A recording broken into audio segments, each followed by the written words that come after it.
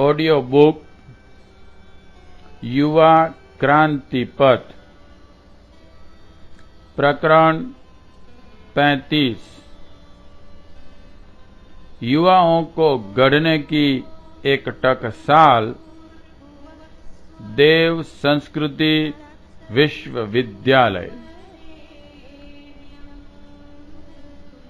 देव संस्कृति विश्वविद्यालय युवाओं को गढ़ने की कार्यशाला है। विश्वविद्यालय और इसके समकक्ष संस्थान कई हैं। इनमें से हर एक की अपनी अपनी विशेषताएं हैं। कई संस्थान पढ़ाई के साथ खेलकूद एवं भवन भोजन की खासियत के लिए जाने जाते हैं।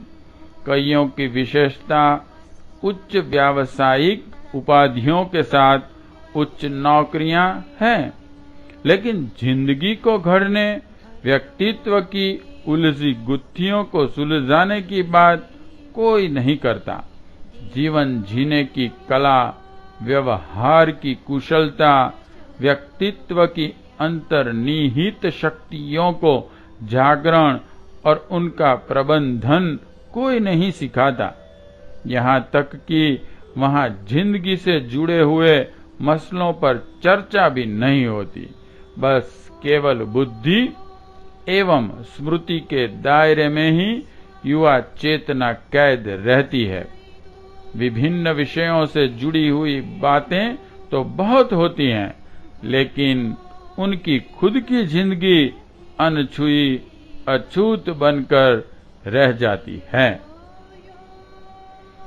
युवा मसलों से जुड़े हुए विशेषज्ञों ने इस बारे में कई तरह के शोध अनुसंधान किए हैं और इन सभी ने वर्तमान शिक्षा व्यवस्था पर प्रश्न चिन्ह लगाया है। इनमें कईयों का तो यह मानना है कि ज्यादातर युवा अपनी विश्वविद्यालय शिक्षा के दौरान बहकते भटकते हैं। आखिर ऐसा क्यों है? कई शोध पत्र यह हैरत भरी जानकारी देते हैं कि उच्च व्यावसायिक संस्थानों में शिक्षा पाए हुए प्रबंधन गुरु अपने जीवन का प्रबंधन नहीं कर पा रहे।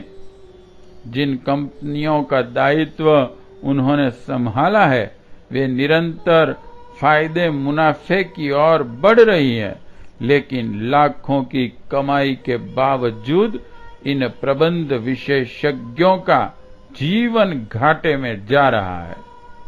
देह रोगों की चपेट में, परिवार कलह की लपेट में और बच्चे कुसंस्कारों के घेरे में। प्रबंध के महारथियों के निजी जीवन में प्रबंध का अभाव हैरानी में डालने वाला है। कामोवेश यही स्थिति तकनीकी विशेषज्ञों की निजी जिंदगी की है। कारण साफ है कि उन्होंने अपने शिक्षा संस्थानों में विषय की समझ तो पाई है, लेकिन जिंदगी की समझ से वंचित हैं। युवाओं की वंचना यही है कि वे अपनी जिंदगी से वंचित हैं। देव संस्कृति विश्वविद्यालय ने दूसरे विश्वविद्यालयों से अलग हटकर युवाओं के संपूर्ण व्यक्तित्व को गढ़ने का संकल्प लिया है। यहाँ के संचालकों, विशेषज्ञों एवं आचार्यों ने ऐसी विधि व्यवस्था बनाई है जिसमें ऐसी शिक्षण प्रक्रिया अपनाई गई है जिसका ताना बाना रोजगार के साथ युवाओं की निजी जिंदगी और सामाजिक दायित्वों से जुड़ा हुआ है। यही वजह है कि जहां अन्य जगहों पर शिक्षा पाने वाले युवा केवल अपनी आर्थिक, सामाजिक उन्नति के लिए सोचते हैं, वहीं यहाँ अध्ययन करने वाले युवक युवतियां जीवन के आध्यात्मिक विकास के साथ देश और समाज के लिए कुछ कर गुजरने की योजनाएं बनाते हैं और इन योजनाओं को पूरा करने में संलग्न भी होते हैं। देव संस्कृति विश्वविद्यालय का सारा जोर युवकों की जिंदगी गढ़ने पर है। इसके लिए शिक्षण एवं प्रशिक्षण की जो सैद्धांतिक एवं प्रायोगिक विधियां अपनाई गई हैं, वे विशेष हैं। यहाँ का प्रत्येक पाठ्यक्रम विशेष है। यहाँ की प्रत्येक संरचना के पीछे एक सुनिश्चित सोच है, जिसके तहत युवा विद्यार्थियों के अंतःकरण में कुछ नया अंकुरित करना है। वे जो भी विषय यहाँ पढ़ते हैं, उनमें उन्हें यह अनुभूति कराई जाती है कि इसका उनकी अपनी निजी जिंदगी और व्यापक सामाजिक जीवन में क्या महत्व है। यहाँ जो अध्ययन अध्यापन की तकनीकें अपनाई गई हैं, वे रटने की बजाय गहरी समझ को विकसित करती हैं।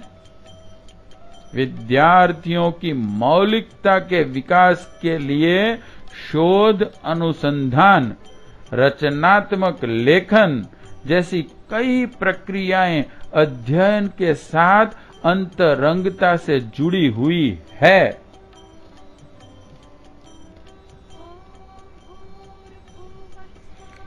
अपनी जिस विशेषता को लेकर यह विश्वविद्यालय दिनों दिन विख्यात हो रहा है, वह है यहाँ के युवा विद्यार्थियों, उनके व्यक्तित्व की आंतरिक शक्तियों का ज्ञान एवं उनका उपयोग करने की व्यावहारिक व प्रायोगिक प्रक्रिया।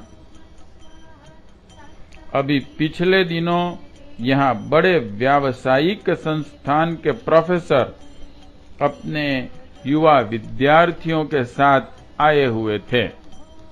सांझ का समय था। यहाँ के विद्यार्थी भोजन के लिए मेस में जा रहे थे।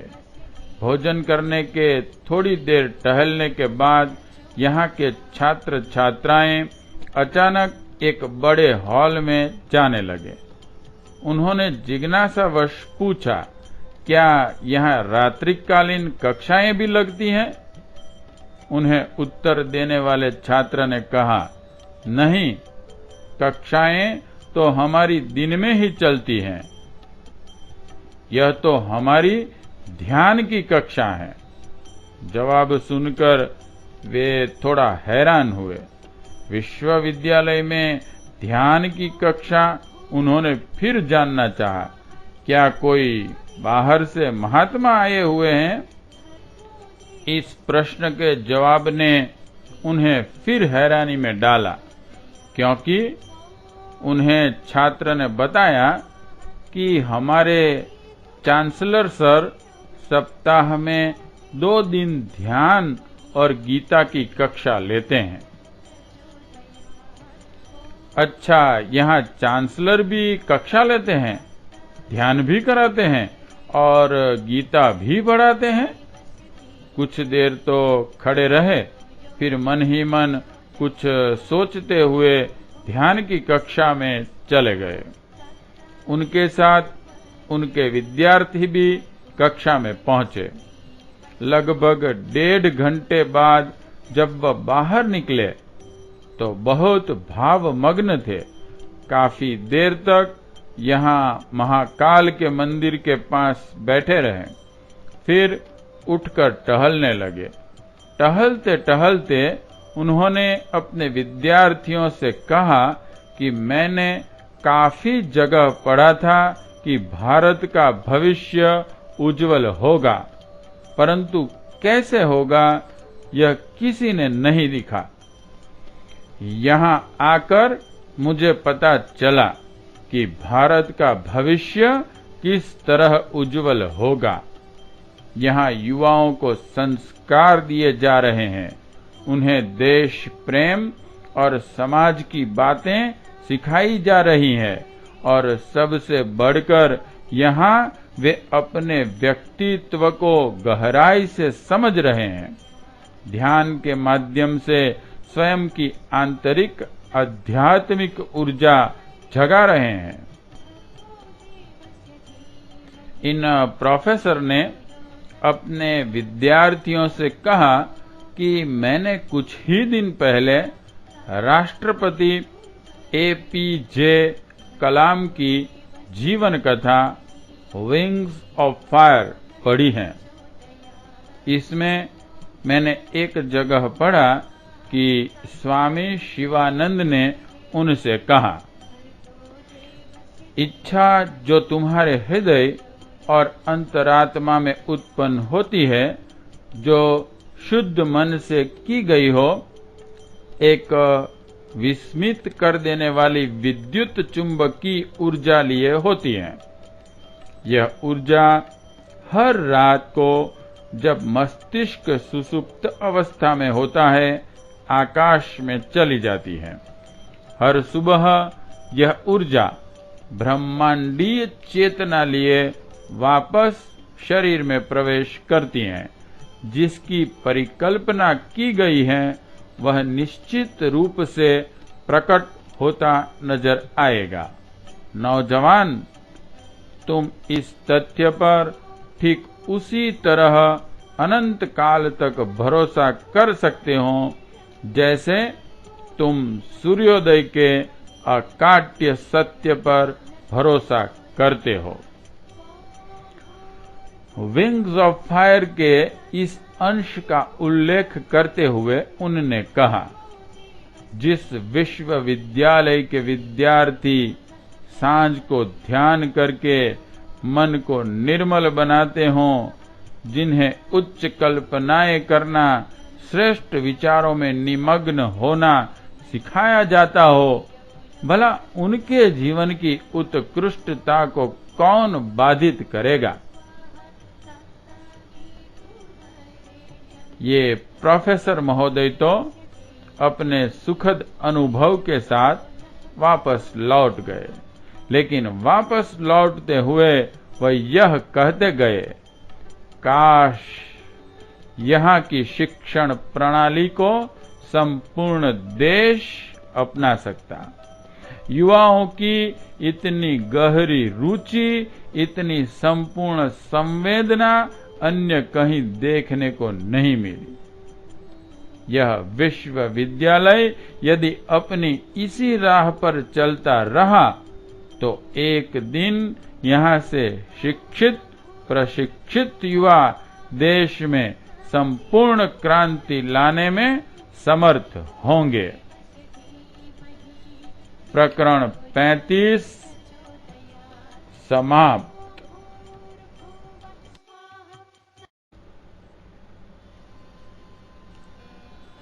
ऑडियो बुक युवा क्रांति पथ, प्रकरण 36। समग्र क्रांति हेतु युवा शक्ति का भाव भरा आह्वान। संपूर्ण क्रांति के लिए भारत माता ने युवाओं को पुकारा है। यह पुकार ऐसी है जो पिछले दशक से भारतीय आकाश में गुंजायमान है। यह वह अपना संदेश है जिसे युग दृष्टा परम पूज्य गुरुदेव अपने देश की, अपनी युवा पीढ़ी के लिए दे गए हैं। देह छोड़ते समय भी उनके दिल में देश के लिए गहरा दर्द था। राजनैतिक अस्थिरता, भ्रष्टाचार के पंख में फंसे देश के कर्णधारों की पतित अवस्था उन्हें बहुत सालती थी। उन्होंने स्वाधीनता संघर्ष के दौरान देश की राजनैतिक दशा देखी थी, स्वयं भी उसमें भागीदार रहे थे। अनेक जांबाज युवाओं के बलिदानों को उन्होंने नजदीक से निहारा था और अब यह सिहरन पैदा करने वाली सड़न समस्या एक हो तो कहा जाए, आतंकित सुरसा का पसरता मुंह न जाने कितने निर्दोषों को लील रहा है। सामाजिक दुरावस्था, विघटित होते परिवार और भी न जाने क्या कुछ ऐसा है जो भारत माता के आंचल को दाग दाग किए हुए है। गुरुदेव कहते थे कि किसी एक अंग में फोड़ा हो तो उसे थोड़ा सा चीर कर मवाद निकाला जा सकता है, पर जब पूरा शरीर मवाद से भर गया हो तो संपूर्ण कायाकल्प के अचूक विधान तलाशने पड़ेंगे। देश की जो दशा आज है उसमें छोटी मोटी क्रांतियों से काम चलने वाला नहीं है। इसके लिए तो संपूर्ण क्रांति की संजीवनी चाहिए। यह महासाहस तो देश की युवा पीढ़ी ही कर सकती है। युवा पीढ़ी से उन्हें बहुत आशाएं थी। इन्हें लेकर उन्होंने अनेकों सपने बुने थे। बड़े गर्व और विश्वास के साथ कहा करते थे कि राष्ट्र की युवा चेतना यदि चेत गई तो भारत माता यशस्विनी बनेगी। जब वे युवा पीढ़ी की सामर्थ्य पर यकीन करते हुए भविष्य को निहारते थे, उनके मुख पर खुशी छा जाती थी। वह हंसते हुए कहते थे, भारत का भविष्य उज्जवल है, परंतु वर्तमान की दुरावस्था उन्हें दारुण दुख देती थी।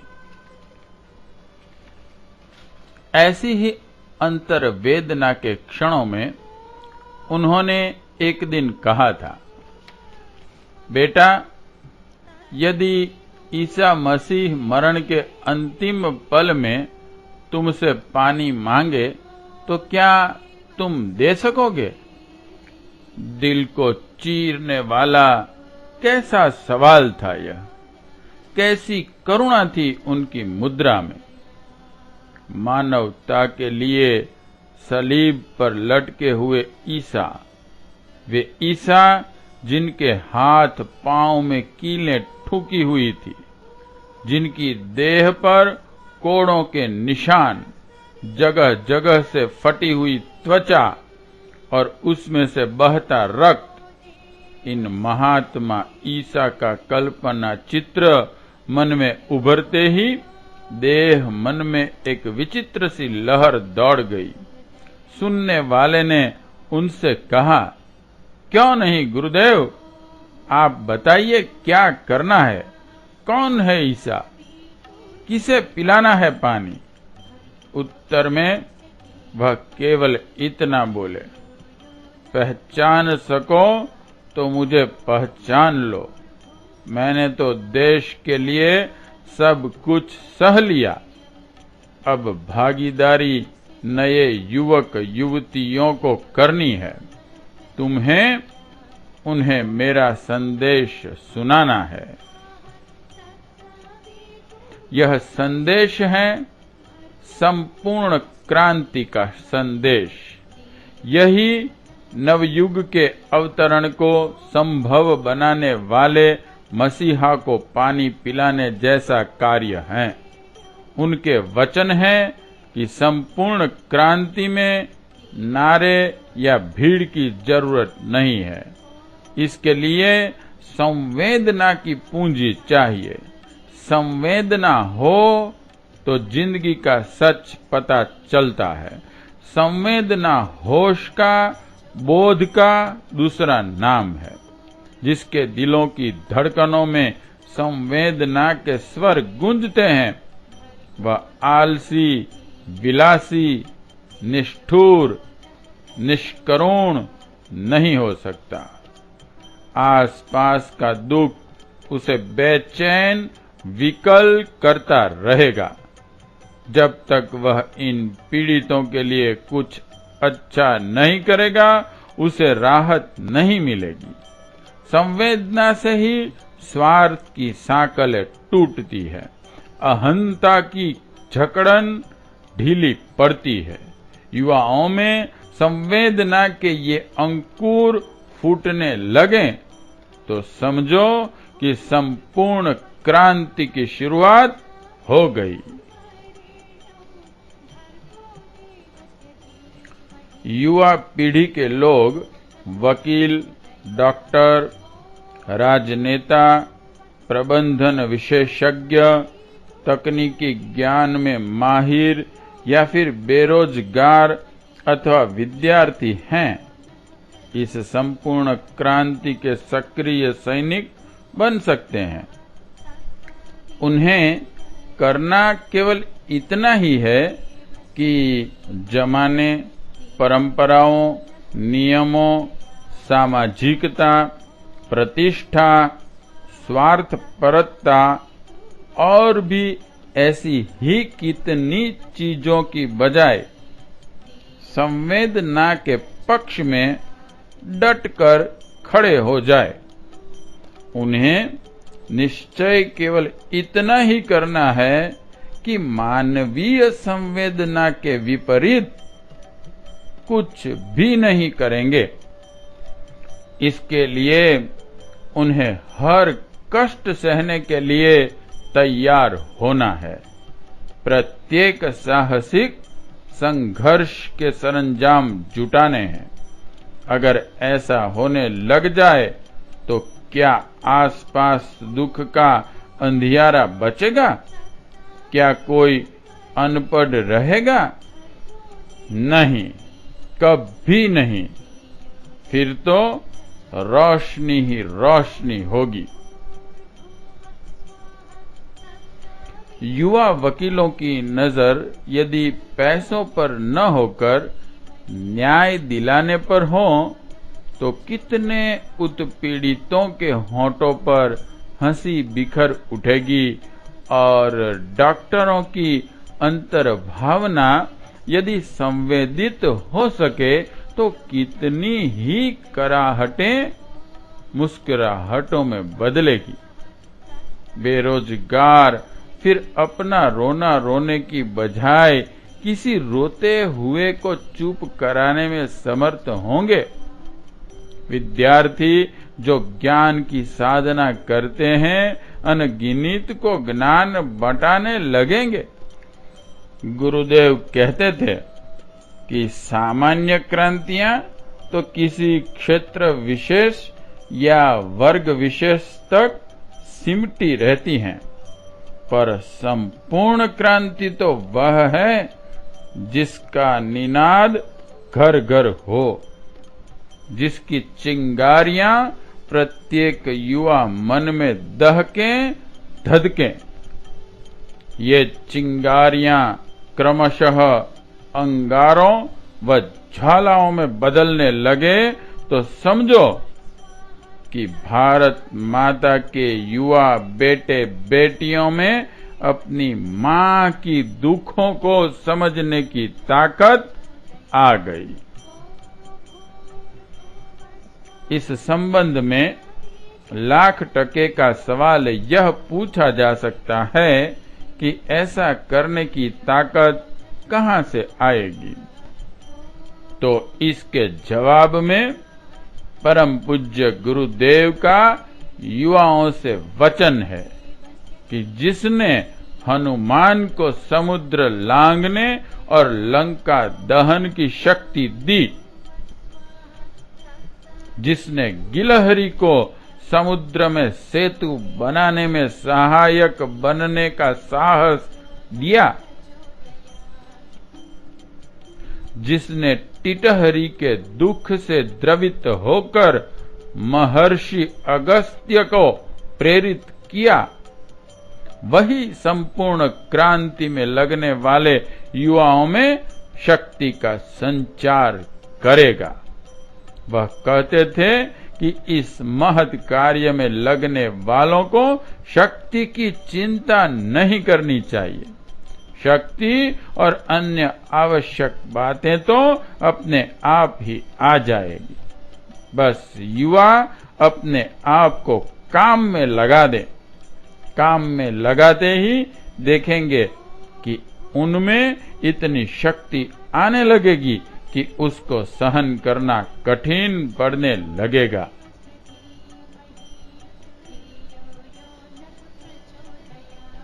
संवेदना से प्रेरित होकर दूसरों के लिए किया गया तनिक सा कार्य भी अंतस्थ शक्ति को जागृत कर देता है।